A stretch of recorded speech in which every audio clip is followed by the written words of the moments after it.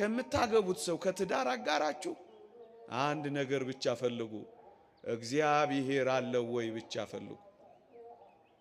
የነፍስ ንጽህናን ይፈልጋል ወይ?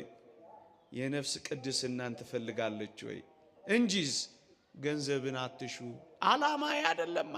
እግዚአብሔር የብዙ ልጆች አባት መሆን ከፈለጋችሁ አግቡ አላለንም። እደግመዋለሁ። የብዙ ልጆች አባት መሆን ከፈለጋችሁ አግቡ አላለንም።